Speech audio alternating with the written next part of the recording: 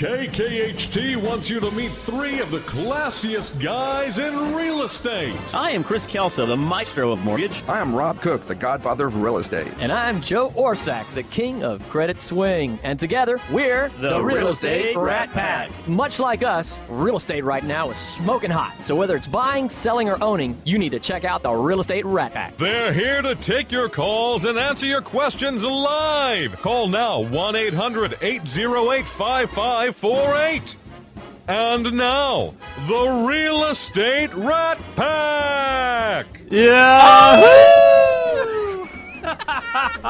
Every week it's the same thing. I'm recruiting Chris because he's been sneaking in on that action too. Now Rob just cringes. I know Rob cringes time. every time. Saturday. We have to get him into it. He's got to start doing the same You know, thing. we have to have some modicum of decorum, and Why? I'm not sure, but anyway. Who said anything about decorum? Yes, What is Rob. decorum anyway? Yeah. That was Rob's word. Yes, yes. He rented it from the library. Yes, He's got I it back did. on Tuesday. I have to have it back by Tuesday, exactly. So we got a pretty good show today, but you know what? I want to talk about a garage sale that we're having this week. The Rat Pack is a big part of that. We had a dear friend of ours who had $25,000 stolen from their house out in Katy. And Might have seen it on the news. Might have seen it on the news. It was interviewed, and actually they apprehended 7 of the 8 that were the perpetrators. So, No way! I did not even know that. I found that out last night. But what it did, that was their money to operate their business, their home, everything. That was all their money. So what we're trying to do is make them whole again. And we've set up a garage sale out at my office, the Berkshire Hathaway office, Anderson Properties, out at 741 East 11th Street. Right in the Heights. Right in the Heights. It's at Studewood and 11th. Easy to find, right across from Ruggles Green. Please invoice Ruggles Green, would you? Yes. And it's going to start at, according to Ben Wood, now tell me what's his name again, the one that did the Grand Slam garage sales. Grand Slam garage sales. Weisenstein. Yes. We had him on the show, a guy that's been featured on national news, local news, and most importantly, the Real Estate Rat Pack show. That's when he really broke. That's out. when he really broke loose. But he's going to help us with this. And he's going to actually give us a reduced amount of what he's going to do to charge us. I've got the pods people have donated a pod. Hop on Facebook.com/Real Estate Rat Pack. So what I'm asking, if anyone, spring cleaning is right around the corner. I mean, we're most of the way through January now. So let's get an early start. All that stuff you've been promising that you're going to get rid of, get it together. We actually have a team of people standing by with trucks. They'll come pick up your big items. And in fact, if you've got a lot of items, we'll come by and pick it up. Even if it's a lot of small items, we'll come get it. And let me tell you, it's for a great cause. It's, for a sad situation of somebody getting their house robbed. It's never something someone wants to go through right there. These are the kind of folks that, we've all known them for a good while now. They're hard-working. They're everything that I love about America. They're a young couple that are trying to build a business, create jobs, and improve our economy, and they've had something happen to them that I absolutely loathe. It is the lowest of low. A thief is the lowest of low to me. To steal what other people have worked hard for. Well, I've got one lower than that, but we won't. Yeah. there are some more, but I won't mention those on air. But anyway, they're wonderful, wonderful people. We've known them for a long time. This is not someone that we're detached from. It's someone that we know personally, and we know their character. To do business with them, and again, we love the entrepreneurship. Yes. So please go to Facebook.com/Real Estate Rat Pack. We have all kind of details up there. They also have a GoFundMe site that you can donate to. We will make sure that we have a link up there for that as well. Do we have a link up, or do we? I'm not sure if we have it up on the Rat Pack, but we will after today. So anyway, I want to start with that. Yes. So that's kind of a lead into our first guest. And Greg, now tell me, it's Swedberg. Is that right? If I get it correct this time? Yeah, it's Greg Swedberg. What in the world are we talking about today? Well, what do we need to talk about anything? We just kind of, we actually do better on the breaks when we're just kind of chit-chatting. Why don't we just do a chit-chat? Actually, we can talk about current events if that's current events. Well, okay, Don't get me started. Don't get started on that. Anyway, Greg is the owner of To Scale Architecture. Is that correct? Yeah. Make sure I get all this right. And you do a lot of work in the Heights. And where else are you working right now? Man, we are designing houses all over town where people are spending money in all of the hot markets. Majority of our business is inside the loop, but we have several projects in Memorial, a couple projects out in Sugar Land, Westview, Bel Air, Garden Oaks, all the hot neighborhoods where people want something unique and creative. That's where our clients are coming from. Let's do a little mini biography here. Let's kind of dial back the Wayback Machine and go back.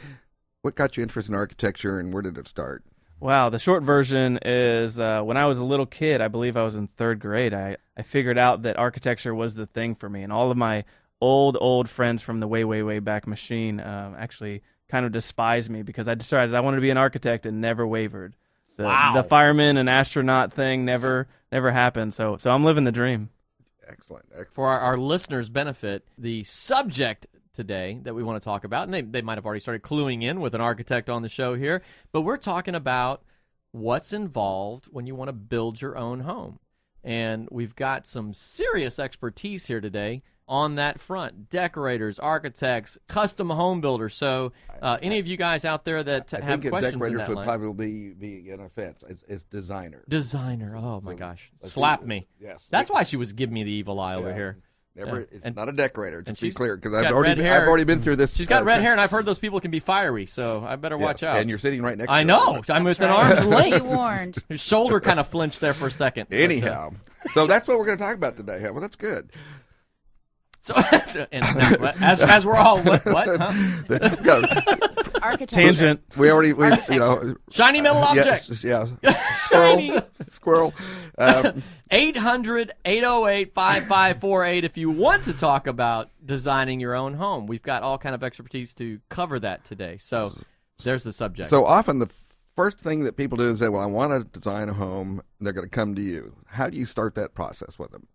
Well, a lot of times we've got to make sure that their expectations are realistic. So we're talking about budget. We're talking about what quality of home they're looking. Is this a starter home, a move-up home, a vacation home? A lot of our clients now are looking at what we're calling forever homes, which is a home that they plan on gracefully going into their senior years in. So that type of home is a lot different than the home that somebody's looking to, start a family or raise a family. So there's some very key sort of decisions that families need to make on the early end when they're interviewing with us. Well, navigate us through the process. I mean, you can do it kind of your Reader's Digest version, but navigate through the process where you start, probably do some preliminary things and come back to him and say, this is what it looks like, and then Reader's Digest version, so at the end, just give us your favorite recipe. What's Reader's Digest? Oh, wow. I'm kidding. You have to forgive Rob. He's seasoned. I'm seasoned. So people need to have a piece of property. Some people will say, well, just design me a house and then I'll find a piece of property to put it on. And it really doesn't work that way. Houston is such a sort of bifurcated neighborhood collection where you've got word back on Tuesday. Yeah. Where you've got, different deed restrictions, different sort of limitations with pieces of property. So we like clients to have their own tract of land that they're going to. Now that could be a tear down. We'll help people work with tearing down a piece of property that maybe is dilapidated. But then we come up with a design concept, which is sort of their wish list and their goals and how that relates to their budget. And then we grow it from cute and fun sketches into something that's really that is ready to be going to the city for permitting and for the builder to appropriately price. That process can take as little as 2 months. It can take as long as a year in some instances. But for the most part, our clients are spending about 4 months in this preliminary design, going from not having a clue to having something that's ready to get built. So do you have some like off-the-shelf type of plans that people will elect to use, or they're all custom? Our business model doesn't work in that way. We're all custom. So we feel that every design should be appropriate for that piece of property, appropriate for that user. And we address whether it's a 5-year goal, a 10-year goal. How does this home shape somebody's life? And it's something as simple as how many bedrooms, but it can also be, how are you keeping an eye on the kids when you're in the kitchen? Or if the husband is working late at night, is the noise that he's making disrupting the kids who are trying to sleep? Or how do we get to the second floor if I have a bad hip that gets blown out in a couple years? So there's a lot of custom issues that come into play, and we make sure our houses address every one of them. So you basically going to ask them about their lifestyles a lot, because we talked about this a lot. We've had some of the production builders on the show, and we've all kind of decided that we're not selling homes anymore. We're selling lifestyles. And so you address what their lifestyle is. I'm up late at night. We need to do this. We need. A lot of the discussions in the early on is not necessarily what their lifestyle is now, but it's really what do you want the lifestyle to be? Where do you see yourself in the next year? Because some people will say, oh, well, that's good because it's better than what I've got now. But maybe just being a little bit better than what you have now isn't enough. Maybe we really need to be addressing, like you said, those lifestyle goals. And I think the built environment, at least with with good architecture does a good job of that. Now, I've always been able to read architectural plans, and I can actually see the things 3D, but I know a lot of people are more linear type thinkers, and they see what they see. How do you kind of paint that picture of what this is going to look like when it's completed? Wow, that's a really good question. We often... That's why Rob makes the big bucks. I was going to ask you what your favorite color was.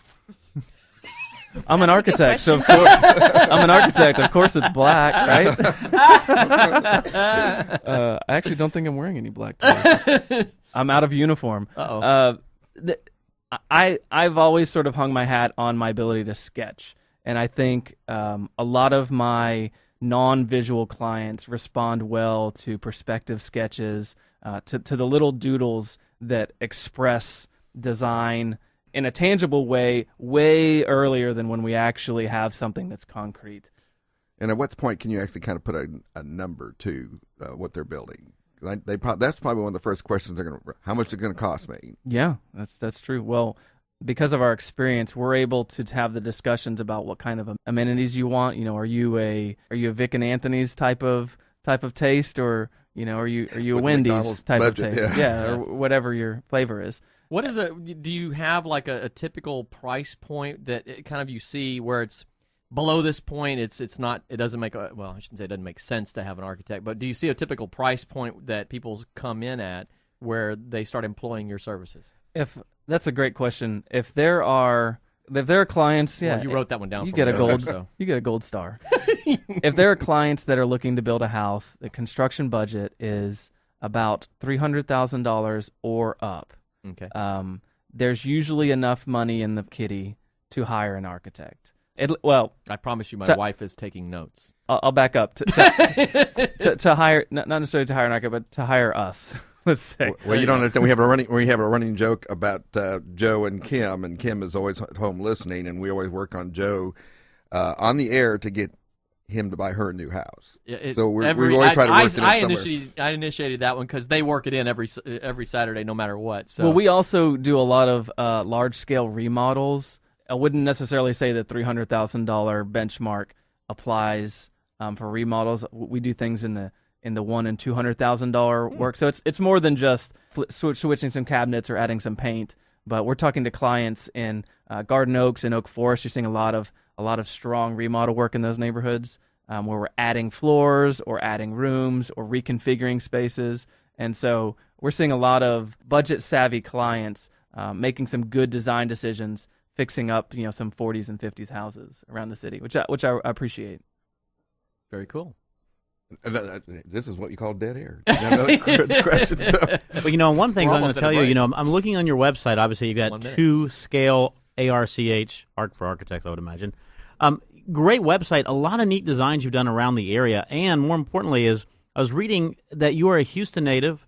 You graduated from the University of Houston. Let us know. I mean, most people don't realize University of Houston has one of the best architecture schools in the nation. Is that correct? I like to think so. I'm not sure the critics think so, but it's a great school. There's only a small handful of architecture schools in the state of Texas. So the music's playing real quick. I want to make sure you have a chance to give out your number. How to get people get hold of you? The best way would be go to the website, as he mentioned, 2scalearch.com. That's the number 2, scalearch.com. Or reach us at 713-623-1222. We'll be glad to talk to anybody. If they're thinking about maybe an architect is an appropriate route for them to go with their next project, we'd love to at least talk to them and see if it's a good fit.